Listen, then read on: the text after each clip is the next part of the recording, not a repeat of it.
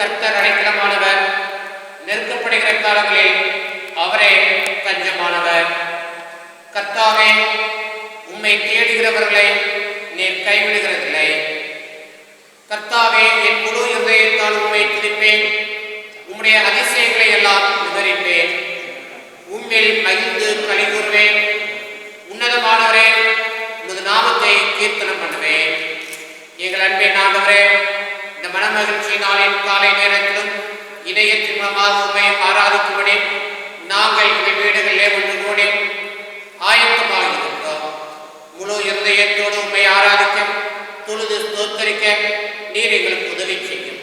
சிறுமைப்பட்ட எங்களுக்கு இம்மட்டும் அடைக்கலமாயும் நெருக்கப்படுகிற காலங்களில் தஞ்சமாயும் இருந்து வழி நடத்தினவரே, முழு உள்ளத்தோடு நாங்கள் உண்மை ஆராதிக்கக்கூடிய வந்திருக்கிறோம். இந்த காலை ஆராதனை எங்களுக்கு ஆசீர்வதித்தார். இயேசு கிறிஸ்துவின் மூலம் வேண்டிக் கொள்கிறோம் பிதாவே.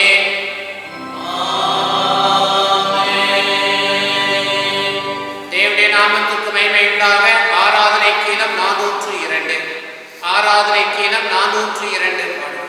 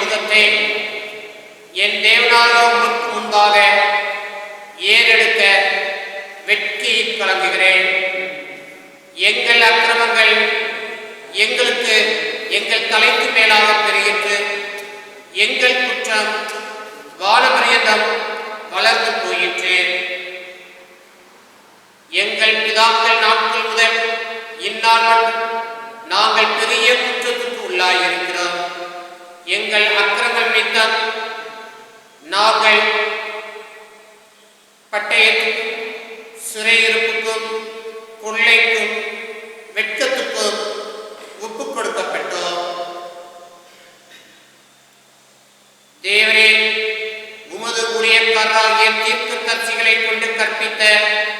உமது கற்பனைகளை விட்டுவிட்டோம். இப்பொழுதும் எங்கள் தேவனே, எங்கள் பொல்லாத செய்கைகளினாலும் எங்கள் பெரிய குற்றத்தினாலும் இவைகளெல்லாம் எங்கள் மேல் வந்து தேவரீர் எங்கள் அக்கிரமத்துக்கு தக்க ஆக்கினையை எங்களுக்கு இடாமல் எங்களை தப்புவிட்டேன். மனந்திரமுகள் பரலோ ராஜ்யம் சமீபித்திருக்கிறது. கர்த்தாவே, என்னை தண்ணியும், ஆனாலும் நான் அவமாய் போகாதபடி உம்முடைய கோபத்தினாலே அல்ல, மட்டாய் தண்ணியும். கிறிஸ்துவுக்குள் மிகவும் பிரியமானவர்களே, நம்முடைய பரமபிதாவாகிய சர்வ வல்லமையுள்ள தேவனுடைய அளவில்லாத தயவினாலும் இரக்கத்தினாலும் பாவ மன்னிப்பை பெறுவதற்காக நாம் செய்த பலவிதமான பாவங்களையும் அக்கிரமங்களையும் அவர் சந்ததியில் மாயமாய் மறைத்துக் கொள்ளாமல் பணிவும் தாழ்மையும் துக்கமும் கீழ்ப்படுதலும் இதயத்துடைய அறிக்கையிட வேத வசனம் பற்பல வாக்கியங்களில் நம்மை ஏவுகிறது.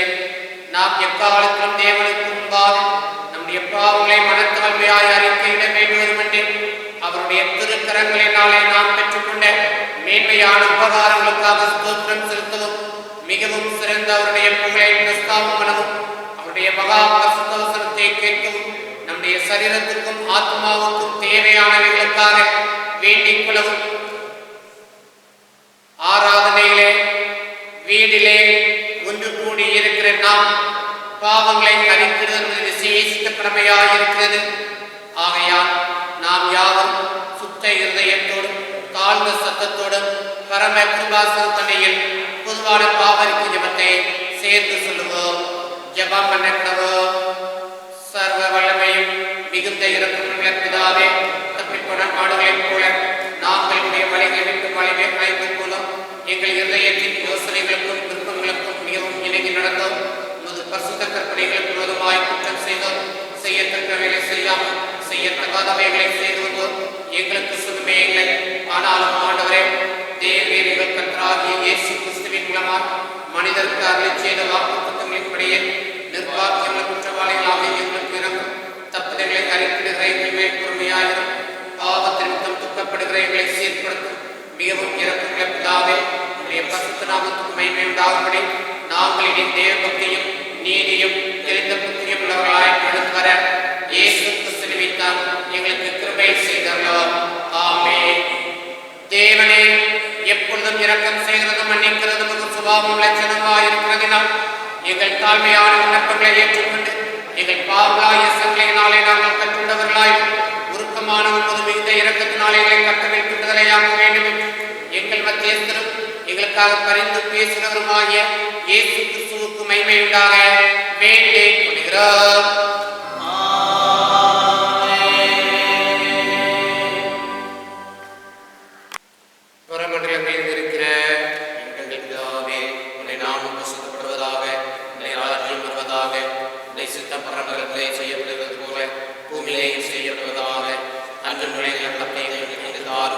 எங்களுக்கு விரோதமாய் குற்றம் செய்தவர்களுக்கு நாங்கள் மன்னிக்கிறது போல எங்கள் குற்றங்களை எங்களுக்கு மன்னியும்.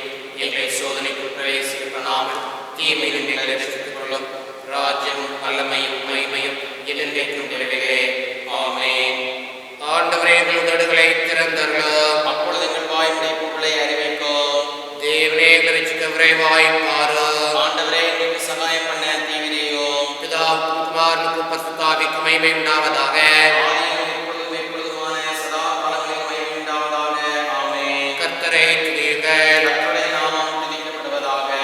சங்கீதம் 103 முறைமுறையாக படிப்போம். சங்கீதம் 103. என் ஆத்துமாவே கர்த்தரை ஸ்தோத்திரி, என் முழுலமே அவருடைய பரிசுத்த நாமத்தை ஸ்தோத்திரி. என் ஆத்துமாவே கர்த்தரை ஸ்தோத்திரி, அவர் செய்த சகல உபகாரங்களையும் மறவாதே. அவர் உன் அக்கிரமங்களை எல்லாம் மன்னித்து உன் நோய்களை எல்லாம் குணமாக்கி உன் பிராணனை அழிவுக்கு விலக்கி மீட்டு உன்னை கிருபையினாலும் இரக்கங்களினாலும் முடிசூட்டி நன்மையினால் உன் வாயை திருப்தியாக்குகிறார். கழுகுக்கு சமணமாய் உன் வயது திரும்ப வாழ வயது போலாகிறது. கொடுக்கப்படுகிற யாவருக்கும் கர்த்தர் நீதியையும் நியாயத்தையும் செய்கிறார். அவர் தமது வழிகளை மோசேக்கும் தமது கிரியைகளை இஸ்ரவேல் புத்திரருக்கும் தெரிய பண்ணினார். கர்த்தர் ஒழுக்கமும் இரக்கமும் நீடிய சாந்தமும் மிகுந்த கிருபையும் உள்ளவர். அவர் எப்பொழுதும் கடிந்து கொள்ளார், என்றைக்கும் கோபம் கொண்டிரார். அவர் நம்முடைய பாவங்களுக்கு தக்கதாக நமக்கு செய்யாமலும் நம்முடைய அக்கிரமங்களுக்கு தக்கதாக நமக்கு சரி கட்டாமலும் இருக்கிறார். பூமிக்கு வானம் எவ்வளவு உயரமாய் இருக்கிறதோ அவருக்கு பயப்படுவர்கள் மேல் அவருடைய கிருபையும் அவ்வளவு பெரிதாய் இருக்கிறது. மேற்குக்கும் கிழக்குக்கும் எவ்வளவு தூரமோ அவ்வளவு தூரமாய் அவர் நம்முடைய பாவங்களை நம்மை விட்டு விலக்கினார். தகப்பன் தன் பிள்ளைகளுக்கு இறங்குகிறது போல கர்த்தர் தமக்கு பயந்தவர்களுக்கு இறங்குகிறார். நம்முடைய உருவம் இன்னதென்று அவர் அறிவார், நாம் மண்ணென்று நினைவு கூறுகிறார்.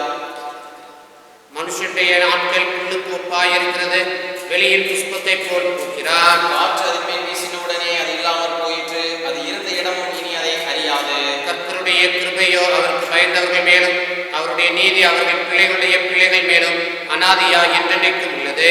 அவருடைய உடன்படிக்கையை கைக்கொண்டு அவருடைய கட்டளைகளின்படி செய்ய நினைக்கிறவர்கள் மேலேயே உள்ளது. கர்த்தர் வானங்களில் தமது சிங்காசனத்தை ஸ்தாபித்திருக்கிறார், அவருடைய ராஜரீகம் சர்வத்தையும் ஆளுகிறது. கர்த்தருடைய வார்த்தையை கேட்டு அவருடைய வசனத்தின்படி செய்கிற பலத்த சௌரியவான்களாய் அவருடைய தூதர்களே அவரை ஸ்தோத்திரியுங்கள். கர்த்தருக்கு பிரியமானதை செய்து அவர் பணிவிடைக்காரராய் இருக்கிற அவருடைய சர்வ சேனைகளே அவரை ஸ்தோத்திரியுங்கள். கர்த்தர் ஆளுகிற இடங்களில் உள்ள அவருடைய சகல கிரியைகளே அவரை ஸ்தோத்திரியுங்கள். என் ஆத்துமாவே கர்த்தரை ஸ்தோத்திரி. பிதாவுக்கும் குமாரனுக்கும் பரிசுத்த ஆவிக்கும் மகிமையுண்டாவதாக. ஆதியிலும் இப்பொழுதும் எப்பொழுதுமான சதா காலங்களிலும் மகிமையுண்டாவதாக. ஆமென். தயவு செய்து உட்கார்வோம். முதலாம் வேத பாடம் வாசிக்கிறேன். முதலாம் வேத பாடம் ரோமர் 8ஆம் அதிகாரம் 1ஆம் வசனம் முதல் 10வது வசனம் வரை. ரோமர் 8ஆம் அதிகாரம் 1வது வசனம் முதல். ஆனபடியால் கிறிஸ்து இயேசுக்குட்பட்டவர்களாயிருந்து மாம்சத்தின்படி நடவாமல் ஆவியின்படியே நடக்கிறவர்களுக்கு ஆக்கினை தீர்ப்பில்லை.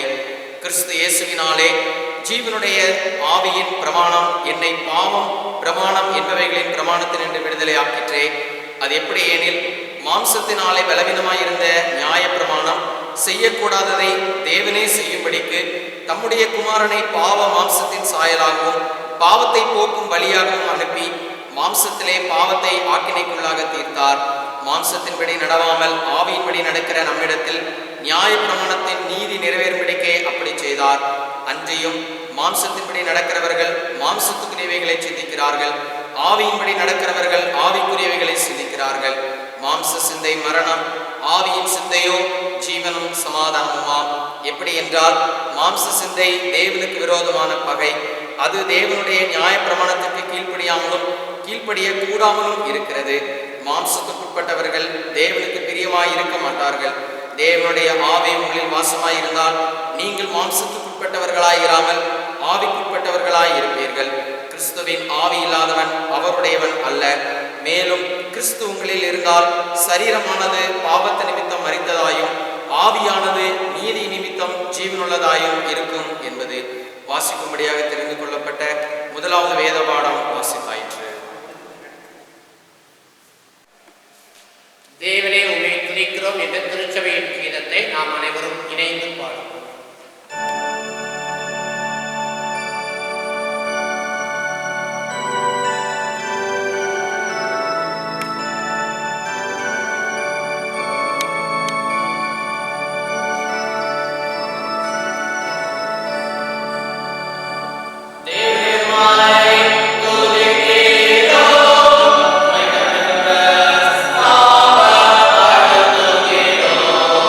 நித்திய பிதா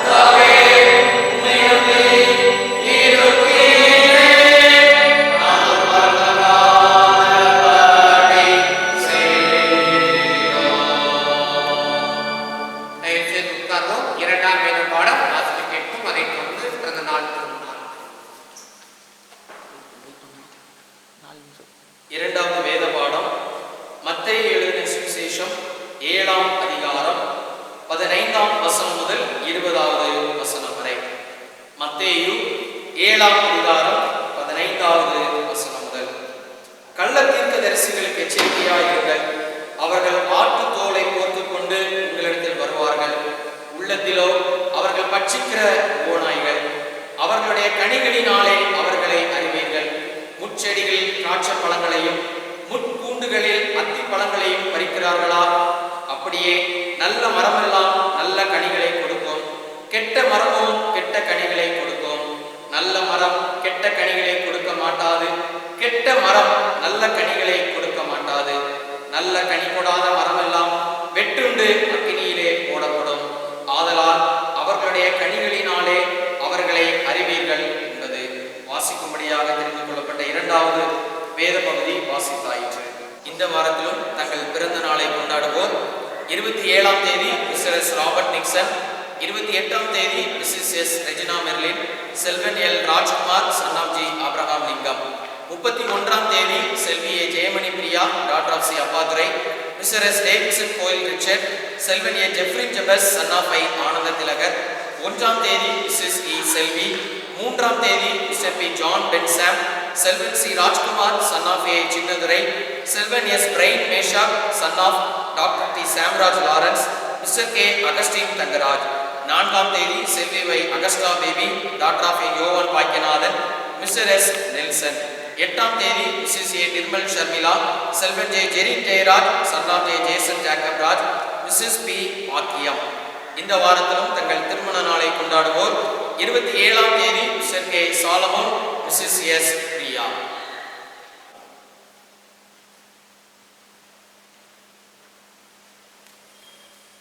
இந்த வாரத்திலே பிறந்தநாள் திருநாள் கொண்டாடுகிற பிள்ளைகளுக்காய் பிள்ளைகளை திருச்சபையின் சார்பாக வாழ்த்துகிறோம்.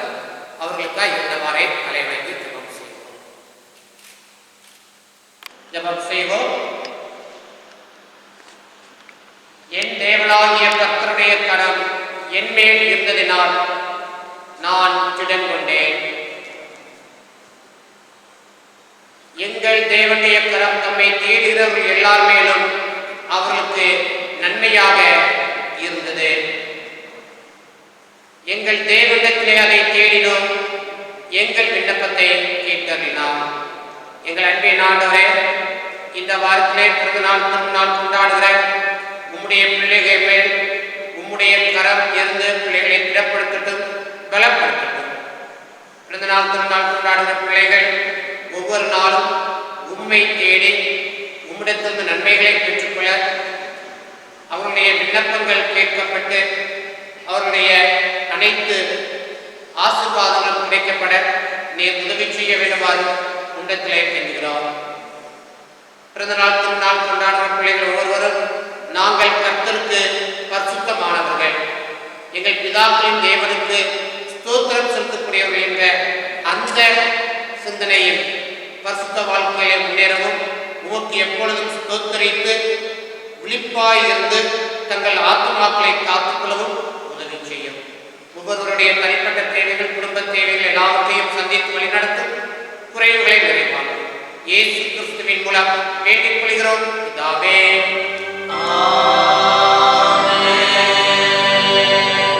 அனைவரும் எழுந்து நின்று சங்கீதம் 100 பாடலாக பாடுவோம். சங்கீதம் 100.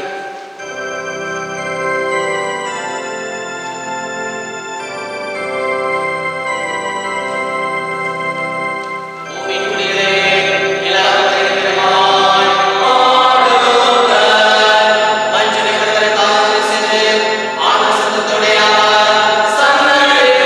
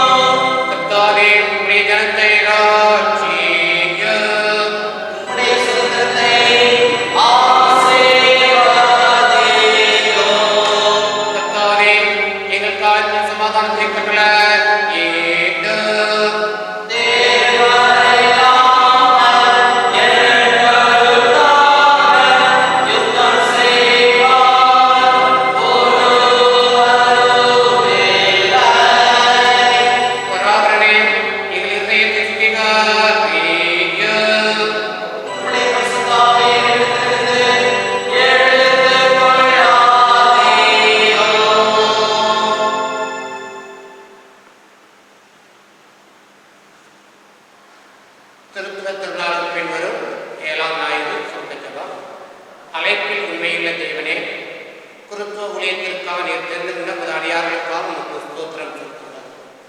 ஒவ்வொரு குமாரும் உமது மந்தையாகிய திருச்சபையை மனப்பூர்வமாகவும் உற்சாக மனதோடு மேய்த்து மந்தைக்கு மாதிரிகளாக வாழ்விட அறிந்தது.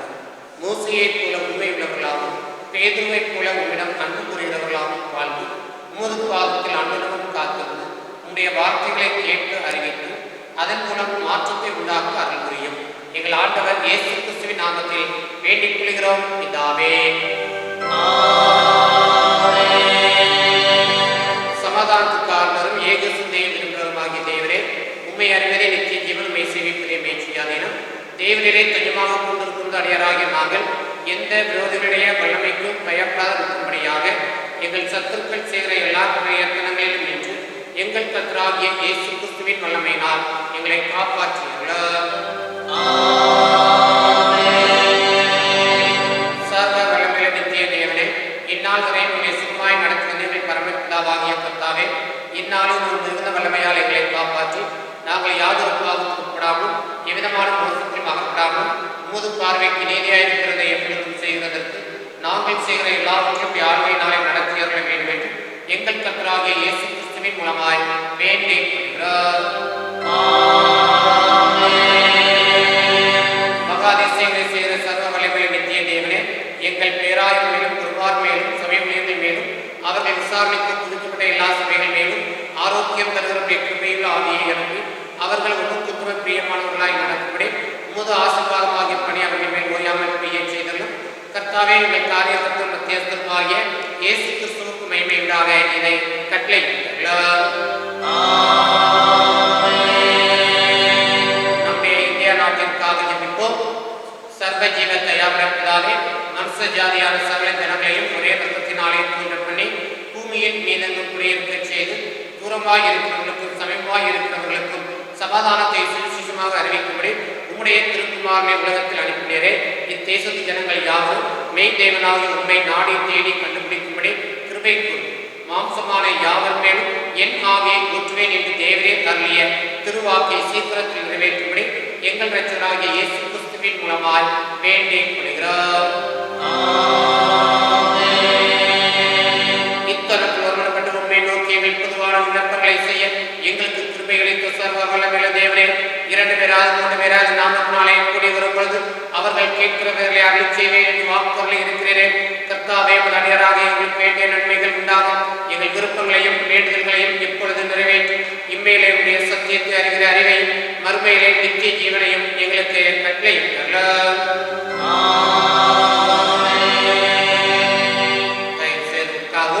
ஆண்டுடைய வார்த்தைகள்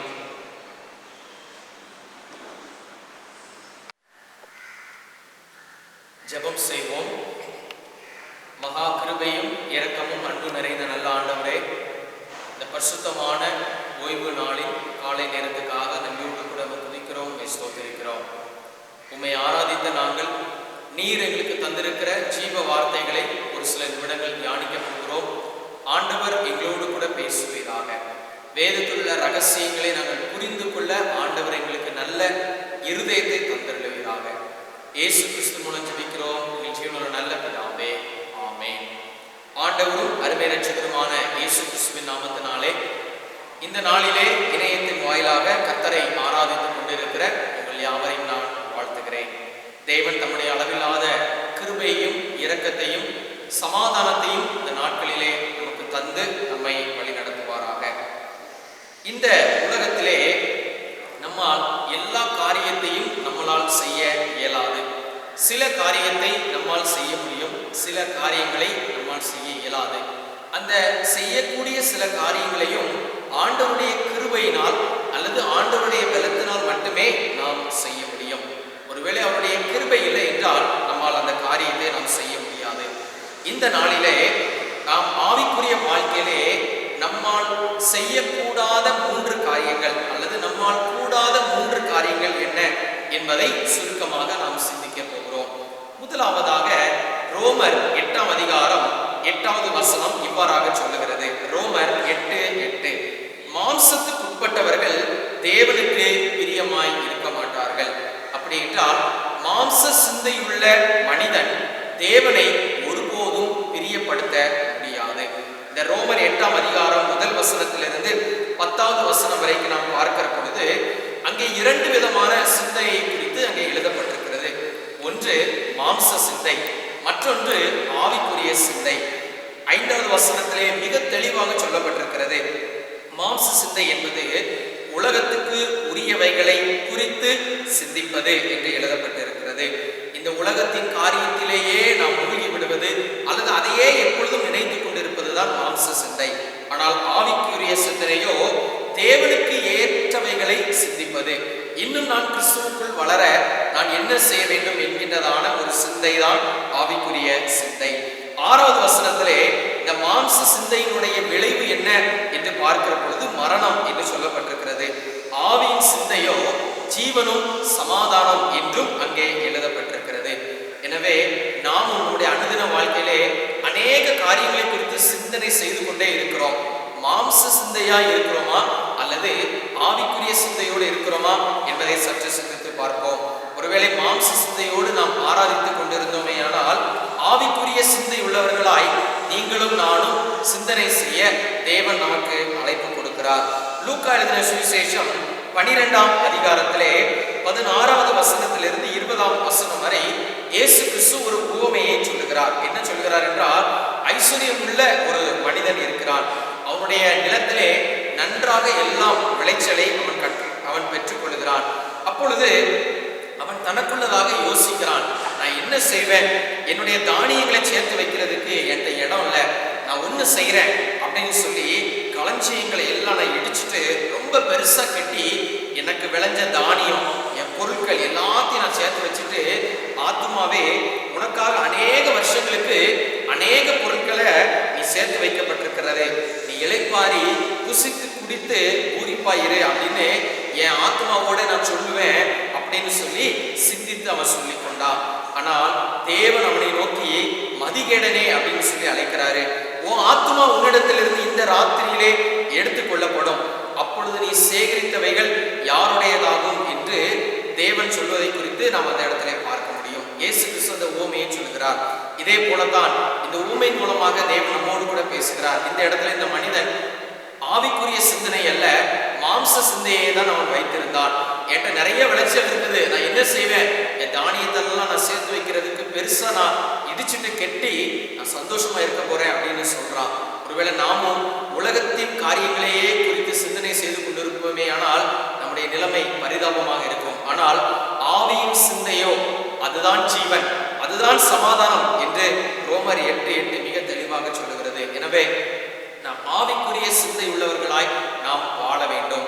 ஒவ்வொரு நாளும் நாம் சிந்திக்கிற சிந்தனைகள், கர்த்தரோடு நான் இன்னும் எப்படி நெருங்கி ஜீவிப்பது, அவரை நான் எப்படி சேவிப்பது, அவரில் நான் எப்படி நிலைத்திருப்பது என்பதை குறித்ததான காரியங்களை நாம் சிந்தித்து நாம் வாழ இந்த காலை பொழுதிலே தேவன் நமக்கு அழைப்பு கொடுக்கிறார். எனவே நாம் ஆவிக்குரிய சிந்தை உள்ளவர்களாக நாம் காணப்பட வேண்டும். அப்படி இருந்தால்தான் தேவனை நாம் பிரியப்படுத்த முடியும். இரண்டாவதாக, நம்மால் கூடாத காரியம் என்ன என்று பார்க்கிற பொழுது மத்தேயு எழுதின சுவிசேஷம் 7ஆம் அதிகாரம் 18வது வசனம். மத்தேயு 7:18. நல்ல மரம் கெட்ட கனிகளை கொடுக்க மாட்டாது, கெட்ட மரம் நல்ல கனிகளை கொடுக்க மாட்டாது. இரண்டாவதாக என்னதை பற்றி பார்க்க போறோம்னா, ஒரு மரம் இருக்குது, அந்த கெட்ட மரம் என்ன செய்யும்னா ஒரு நாளும் நல்ல கனிகளை என்ன செய்யாதுன்னா கொடுக்க முடியாது. இந்த இடத்துல, அதாவது மத்தேயு 7ஆம் அதிகாரத்துல நாம 17வது வசனத்திலிருந்து பார்த்தோம்னா இயேசு கிறிஸ்து 2 விதமான மரத்தின் கனிகளை வச்சு அவர் சொல்லுகிறாரு. ஒண்ணு நல்ல மரம், அது நல்ல கனிகளை கொடுக்குது. இன்னொன்னு கெட்ட மரம், அது கெட்ட கனிகளை கொடுக்கிறது. பொதுவா நம்ம ஒரு மரத்தை நம்ம ஐடென்டிஃபை பண்ணணும் அல்லது தெரிந்து கொள்ளணும்னா அதனுடைய இலைகள், அதனுடைய தடி, அதே போல அதனுடைய கனியை வச்சுதான் இது இந்த மரம் அப்படின்னு சொல்லி நாம என்ன செய்வோம்னா அறிந்து கொள்ளுவோம். அதே போல நம்முடைய வாழ்க்கையும் நம்ம எப்படி நம்ம அறிந்து கொள்ள முடியும்னா நம்முடைய கனிகளினாலதான் நம்மளால அறிந்து கொள்ள முடியும். நாம் ஒவ்வொருவரும் ஒவ்வொரு மரம். நாம் நல்ல மரமாய் இருப்போமே ஆனால் நம் நல்ல கனிகளை நம்முடைய குடும்பத்துக்கு, நம்முடைய திருச்சபைக்கு, நம்முடைய சமுதாயத்துக்கு, நாம் வேலை பார்க்கிற இடத்துல நாம் கொடுக்க முடியும். ஒருவேளை கெட்ட மரமாய் நாம் வாழ்ந்து கொண்டிருப்போமே ஆனால் நாம் ஒருபோதும் நல்ல கனிகளை கொடுக்க முடியாது, கெட்ட கனிகளைத்தான் நாம் கொடுக்க முடியும். முடியும். எனவே இந்த காலை பொழுதிலே தேவன் நமக்கு இரண்டாவதாக அழைப்பு கொடுக்கிறார். நல்ல மரமாக வாழ்ந்து நல்ல கனிகளை கொடுக்க வேண்டும் என்று தேவன் நம்மிடத்திலே விரும்புகிறார். ஒருவேளை நாம் பரம்பரை கிறிஸ்தவர்களாக நாம் வாழ்ந்து கொண்டிருக்கலாம். ஆனால் இன்னும் நாம் பாவத்திலே இருப்போமே ஆனால் நாம் கர்த்தருக்காக நாம் கனி கொடுக்க இயலாது. கர்த்தருக்காக நாம் கனி கொடுக்க முடியாது என்பது அதன் மூலமாக நாம் அறிந்து கொள்ள முடியும். எனவே நாம் பாவத்தை விட்டு விலகி கர்த்தருக்கு பிரியமான ஒரு வாழ்க்கை வாழுகிற பொழுது, நல்ல மரமாக இருக்கிற பொழுது நல்ல கனிகளை நாம் ஆண்டவருக்கு நாம் கொடுக்க முடியும். எனவே அதன் மூலமாக தேவனும் மகிமைப்படுவார். அதே மத்தேயு 7:19 பார்க்கிறோம்.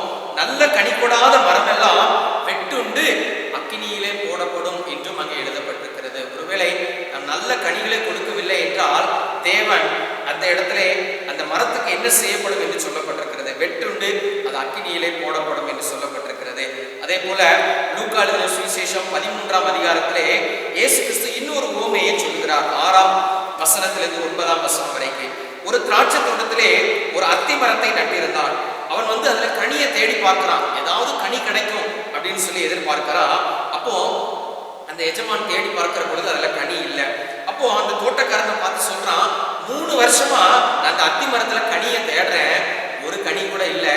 இது இடத்தை தான் வேஸ்ட் அடிச்சுட்டு இருக்கு, இதை நீ வெட்டி தூர போடு அப்படின்னு சொல்ல பொழுது இந்த வேலைக்காரன் சொல்றான், ஐயா இது இந்த வருஷமும் இருக்கட்டும், நான் இதை சுற்றி என்ன செய்யறேன், கொத்தி எரு போடுறேன், கனி கொடுத்தா பார்ப்போம், கனி கொடுக்கலன்னா என்ன செய்வோம்னா வெட்டி நம்ம எரிஞ்சிருவோம் அப்படின்னு சொல்லி சொல்றான். அதே போல தேவனாகிய கர்த்தரிடத்துல, பிதாவின் இடத்துல இயேசு கிறிஸ்துவும் நமக்காக அவர் பரிந்து பேசிக்கொண்டே இருக்கிறார். இந்த ஒரு வருஷம் என் பிள்ளை இருக்கட்டும், இந்த ஒரு வருஷத்துல என் பிள்ளை எனக்காக கனி கொடுப்பான் அப்படின்னு சொல்லி நமக்காக பரிந்து பேசிக்கொண்டே இருக்கிறார். நமக்காக அநேக ஆலோசனைகளை அவர் தந்து கொண்டிருக்கிறார்.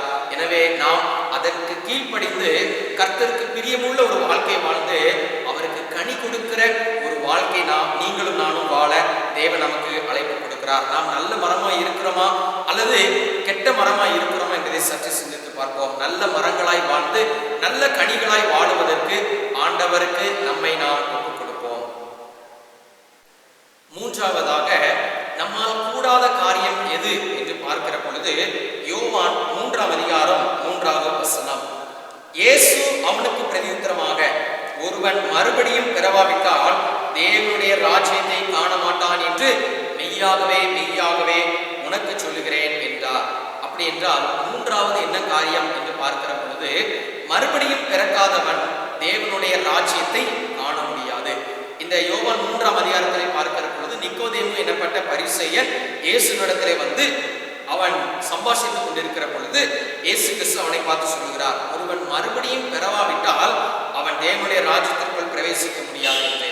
உடனே இந்த நிக்கோதேமுக்கு ஒரு சந்தேகம், ஒரு மனிதன் முதிர் வயதாக இருக்கையிலே எப்படி அவன் மறுபடியும் பிறக்க முடியும்? தன்னுடைய தாயின் கற்பத்திலே எப்படி 2ஆம் தரம் பிரவேசித்து அவன் பிறக்க கூடுவோ அப்படின்னு கேட்கிற பொழுது இயேசு சொல்கிறார், ஜலத்தினாலும் ஆவியினாலும் ஒருவன் பெறவாவிட்டால் தேவனுடைய ராஜ்யத்தில் பிரவேசிக்க மாட்டான். அப்படி என்றால் என்ன அர்த்தம் என்று பார்க்கிற பொழுது, பரிசுத்த ஆவியானவரோடு வாழுகிற ஒரு வாழ்க்கை, இந்த உலக சிற்றின்பங்கள், உலக மாம்ச இச்சைகளை விட்டு வெறுத்து விலகி கர்த்தரே தேவன் என்பதை அறிந்து கொண்டு மீட்பை பெற்று பரிசுத்த ஆவியானவரின் துணையோடு அனுதினமும் வாழுகிற ஒரு வாழ்க்கை தான் மறுபடியும் பிறக்கிற ஒரு அனுபவம்.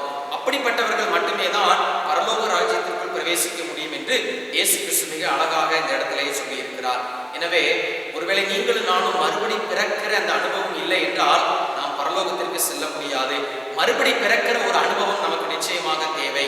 அது எப்படி என்றால், இந்த உலகத்தின் பாவத்தை வெறுத்துவிட்டு பரிசுத்த ஆவியானவரோடு அவருடைய துணையோடு இந்த உலகத்திலே அனுதினமும் நீங்களும் நானும் வாழுகிற பொழுது ஆண்டவர் நம்மை பரலோக ராஜ்யத்தின் சுதந்திரவாளியாக அவர் நம்மை மாற்றுகிறார். கிறிஸ்துவுக்குள் பிரியமானவர்களே, இந்த காலை பொழுதிலே 3 காரியங்களை நாம் சிந்தித்தோம். நம்மால் கூடாத காரியம் என்ன என்ன என்பதை பார்த்தோம். முதலாவது, மாம்ச சிந்தை உள்ள மனிதர்களாய் வாழ்ந்தால் நாம் தேவனை ஒருபோதும் பிரியப்படுத்த முடியாது. எனவே நாம் ஆவியின் சிந்தை உள்ள பிள்ளைகளாக நாம் வாழ ஆண்டவர் நமக்கு அழைப்பு கொடுக்கிறார். அப்படி என்றால் தான் நாம் ஜீவனோடும் சமாதானத்தோடும் நாம் வாழ முடியும். இரண்டாவது, நாம் நல்ல மரங்களாய் வாழ்ந்து நல்ல கனிகளை கொடுக்க ஆண்டவர் நமக்கு அழைப்பு கொடுக்கிறார். நம்முடைய வாழ்க்கையை சற்று சீர்தூக்கி பார்ப்போம். நல்ல மரமாய் இருக்கிறோமா? ஆண்டவருக்காக நல்ல கனிகளை நான் இருக்கிற இடத்திலே கொடுத்து கொண்டிருக்கிறேனா என்பதை சற்று சிந்தித்து பார்ப்போம். மூன்றாவதாக, மறுபடியும் பிறக்கிற ஒரு அனுபவம் நம்மிடத்தில் இருக்கிறதா என்பதையும் சற்று சிந்தித்து பார்ப்போம். அப்படி இல்லை என்றால், ஆண்டவரே, என்னுடைய வாழ்க்கையிலே அனுதினமும் நான் ஆவிக்குரிய சிந்தையோடு வாழ எனக்கு உதவி செய்யும். நல்ல கனி கொடுக்க வேண்டும் ஆண்டவரே, மறுபடி பிறக்கிற அனுபவத்தை எனக்கு தாரும் என்று நாம் செபிக்கிற பொழுது ஆண்டவர் நமக்கு உதவி செய்கிறார். ஆண்டவர் அப்படிப்பட்ட மேலான கிருபைகளை ஆண்டவர் நமக்கு ஒவ்வொரு நாளும் தந்து நம்மை நடத்துவாராக. தலை தாழ்த்தி செபிப்போம். அன்பின் ஆண்டவரே, நல்ல நேரத்துக்காக நன்றி செலுத்துகிறோம். உடைய வார்த்தைகளின் மூலமா எங்களோடு கூட நீர் பேசுகிறீர் ஆண்டவரே. கர்த்தாவே, எங்களால் கூடாத காரியம் 3 இருக்கிறது என்பதை வேதத்தின் அடிப்படையில் நாங்கள் தியானித்தோம் ஆண்டவரே. ஒருவேளை மாம்ச சிந்தையோடு நாங்கள் இருந்திருப்போமே ஆனால் எங்களை மன்னியும். இனி நாங்கள் ஆவிக்குரிய சிந்தையாய் வாழ எங்களுக்கு உதவி செய்யும். அனுதினமும் நாம் இன்னும் கிறிஸ்துவுக்குள்ள வளர்வதற்கு என்ன செய்ய வேண்டும் என்று முயற்சி எடுக்க எங்களுக்கு உதவி செய்வீராக. ஆவியின் சிந்தையோடு ஒவ்வொரு நாளும் நாங்கள் வாழ எங்களுக்கு உதவி செய்யும். கர்த்தாவே, நாங்கள் நல்ல மரங்களாய் நல்ல கனி கொடுக்கிற ஒரு வாழ்க்கை வாழ எங்களுக்கு உதவி செய்யும். அதன் மூலம் உம்முடைய நாமம் மட்டும் மகிமைப்படட்டும் ஆண்டவரே. அதே போல மறுபடி பிறக்கிற ஒரு அனுபவத்தை எங்களுக்கு தந்து நடத்துவீராக. இந்த உலகத்தின் பாவ இச்சைகளுக்கு விட்டு விலகி ஓடி கர்த்தாவே, நீர் தருகிற ரட்சிப்பை பெற்றுக்கொண்டு பரிசுத்த ஆவியானவரின் துணையோடு இந்த உலகத்திலே வாழ ஆண்டவர் எங்களுக்கு உதவி செய்வீராக. கர்த்தாவே, எங்களுக்கு அப்படிப்பட்ட பலனை நீர் எங்களுக்கு தந்தருவீராக. உம்முடைய கிருபை மட்டும் எங்களை தாங்கட்டும். இயேசு கிறிஸ்து மூலம் ஜெபிக்கிறோம் எங்கள் ஜீவனுள்ள நல்ல பிதாவே, ஆமென்.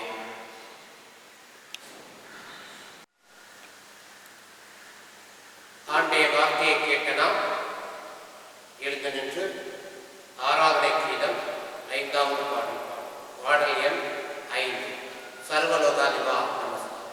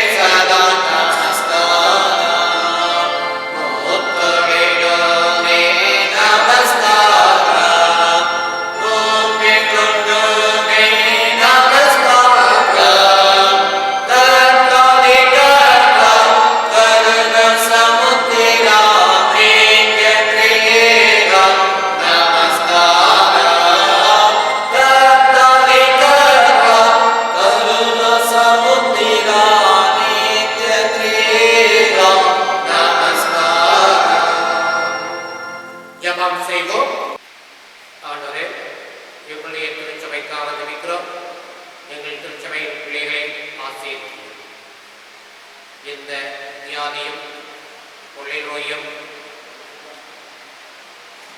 வாதையும் அணுகாதவர்கள் எங்களுடைய நல்ல நோய் எதிர்ப்பு சக்தியை ஆண்டவரே, எங்கள் சுற்றுச்சூழலை நாங்கள் பாதுகாப்போம். அதில் அக்கறையினவர்களாய் கரிசனையினவர்களாய் இருப்போம். நீர் எங்களுக்காக படைத்த எல்லாவற்றையும் நாங்கள் பண்படுத்தவும் பாதுகாக்கவும் உதவி செய்யும்.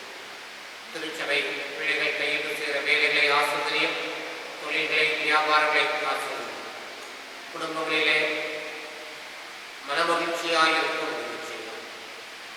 ஆண்டவரே, கொரோனா நாட்களிலே முழு வேத புத்தகத்தை படிக்க வேண்டும் என்று பலமுறை சொல்லிக்கொண்டே படித்துக் கொண்டிருக்கிறவர்களுக்காக நன்றி சொல்கிறோம்.